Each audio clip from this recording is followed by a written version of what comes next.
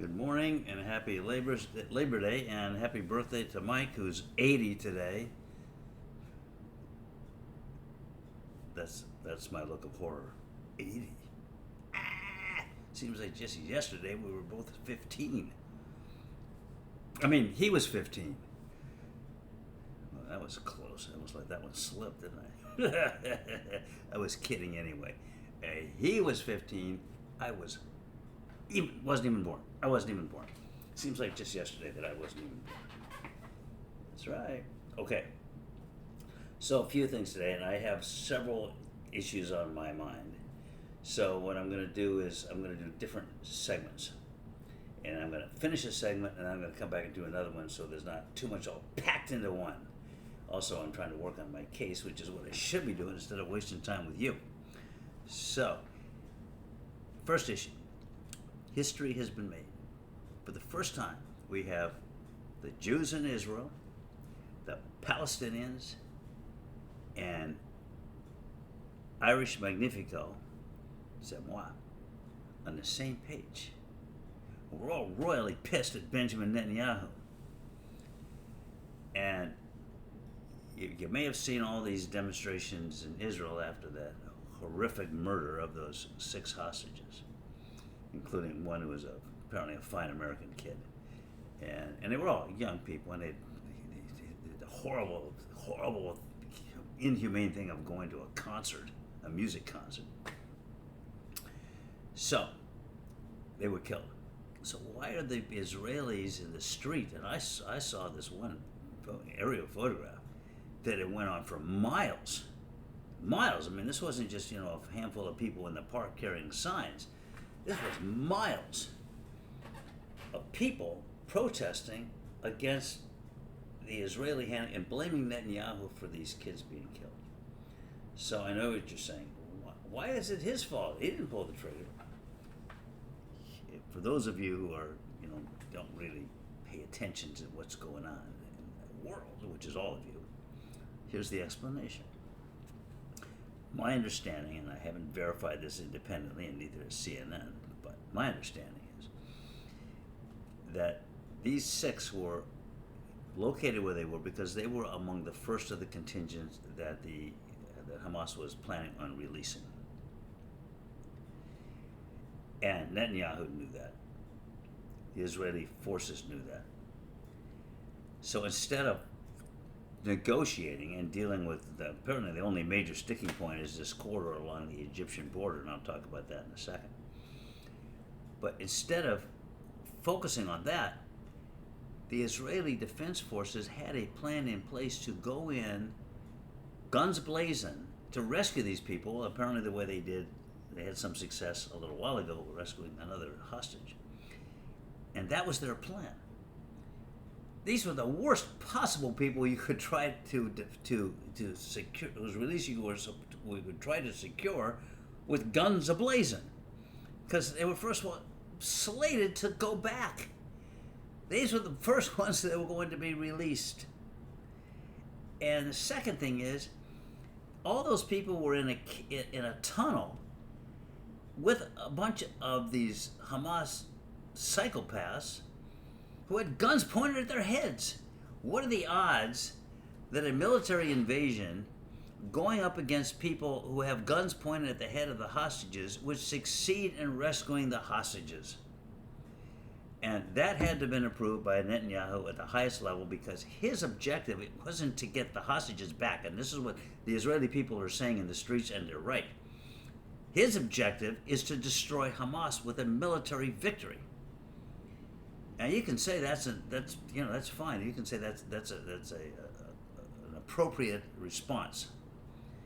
But if you are a father or a mother of a child who's being held hostage, or even an Israeli in the streets who cares about the lives of these hostages, you don't care about his damn military victory. You want those people home safe.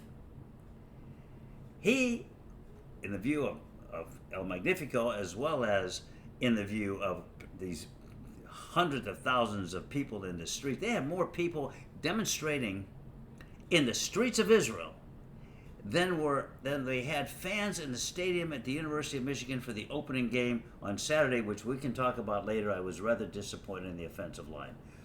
Sorry, Ross, I had to get that in. People care more about the University of Michigan football team than, frankly, they do about anything going on anyplace else in the world, and they should. Let's have a moment of silence for the great University of Michigan football team, international, intergalactic world champions last year.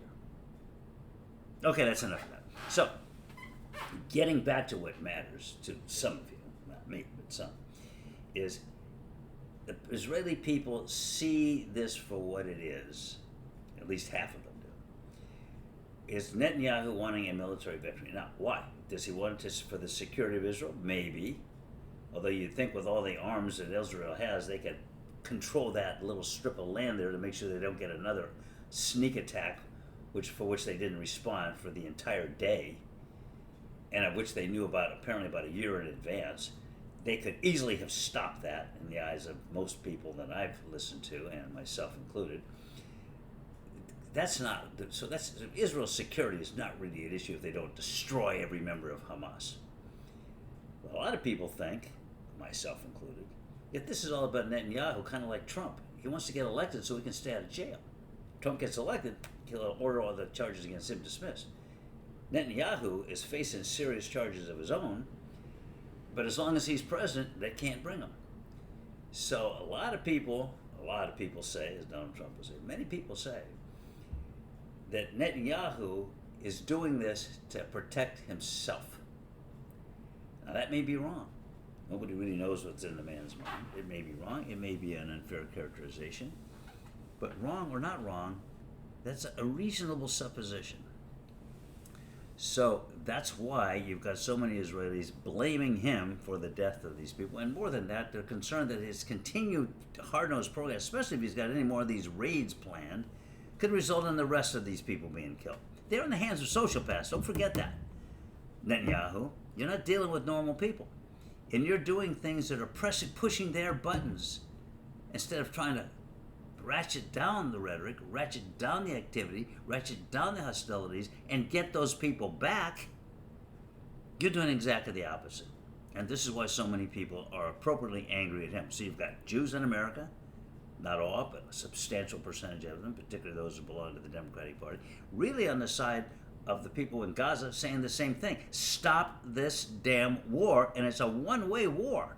Hamas is not attacking Israel, sending troops into Israel. They can't.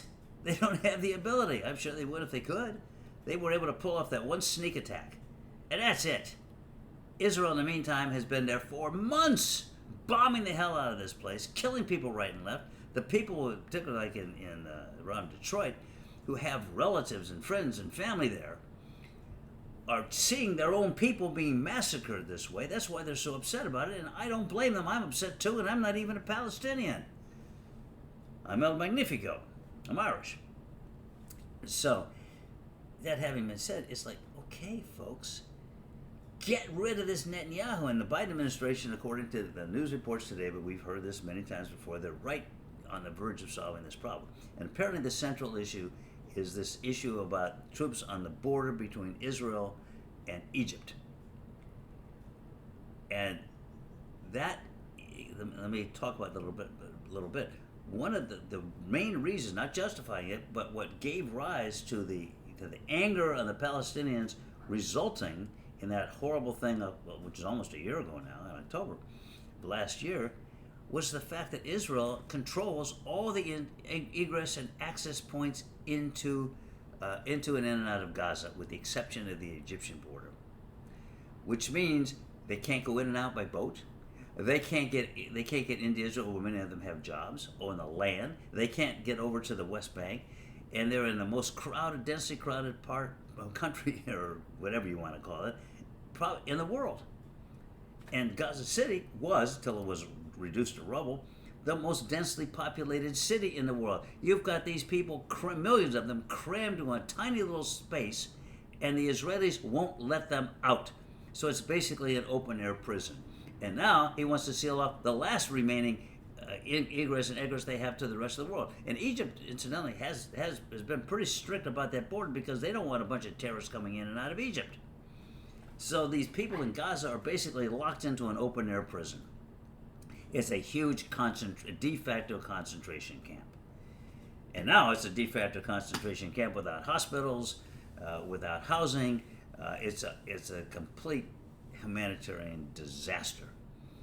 And Netanyahu says, well, I need to keep that because there are tunnels along there, and that's how they get arms into. Well, that's a problem for the Egyptians. It's also a problem that could easily be resolved if you know where the damn tunnels are. Just throw concrete in there, seal them up, blow them up, and work in conjunction, as we're trying to do. Our government is trying to work in conjunction with not only Egypt but other countries as well that may be allowing weapons to go to shut that off in Egypt.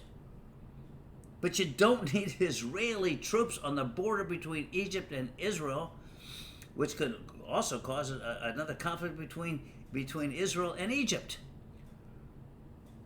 So that's right now is the crux of it.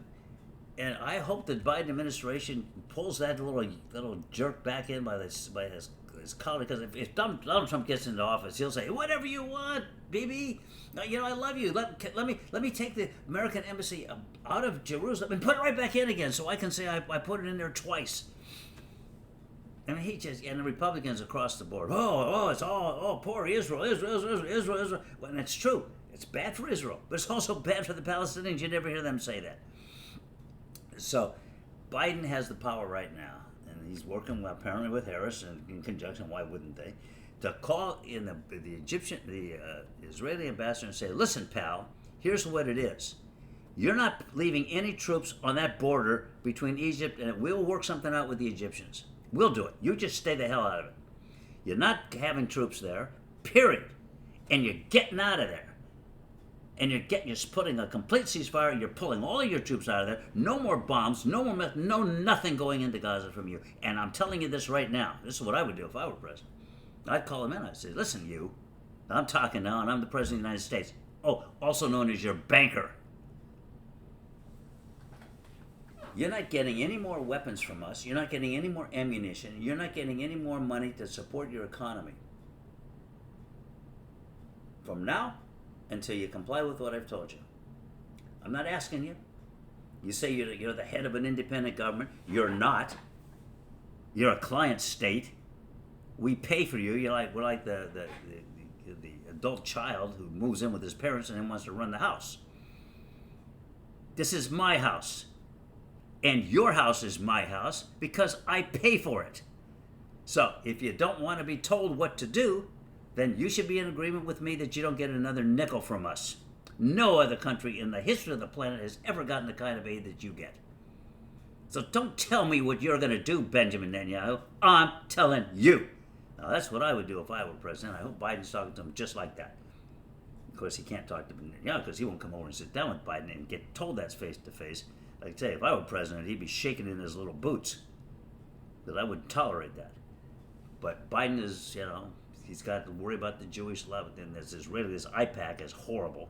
And someone ought to take them on and bust them up. But having said that, and you know who should do that? The American Jews should do that. They should tell IPAC, stop it.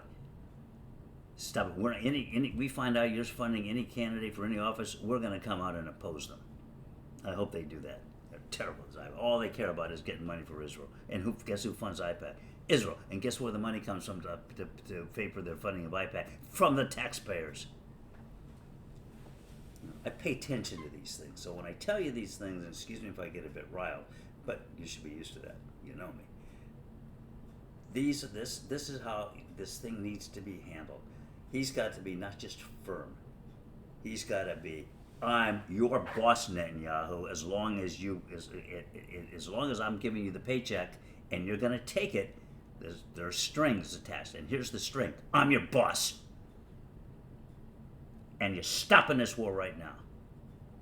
And then we're going to get those hostages back, and we'll get those hostages back the next day. And if you had done this yesterday, those 6 kids would still be alive. Anyway, I guess maybe you noticed I feel strongly about this. I feel strongly when I see innocent people with no mercy shown to them. And this goes back to these thugs. Not thug. That's not fair to thugs. You know, the word thug comes from thuggy, which goes back to the British occupation of India, which you'll be happy to hear. I'm not going to talk about that now, Cindy, so you can relax. But they're psychopaths. These are anybody that can take a gun, stick it to the head of a sweet kid like that American kid who was just killed, and pull the trigger. They're not human. And don't say they're animals, because I love animals. They're not human. They're not animal. There's some sort of evil spirit that floats around here, and sometimes I actually believe it. I'm Irish. We have to.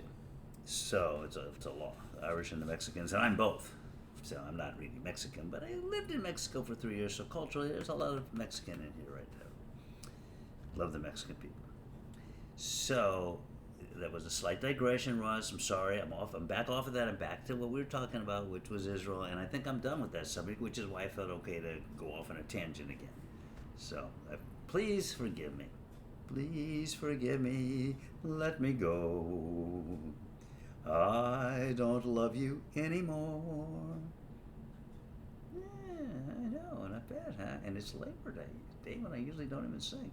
All right, nice talking to you. I'm going to be back soon with some more nonsense about other subjects. So, happy Labor Day. I'm going to take a break right now and take Francois Pierre, little doggy, that's really little walk. Au revoir, my friends.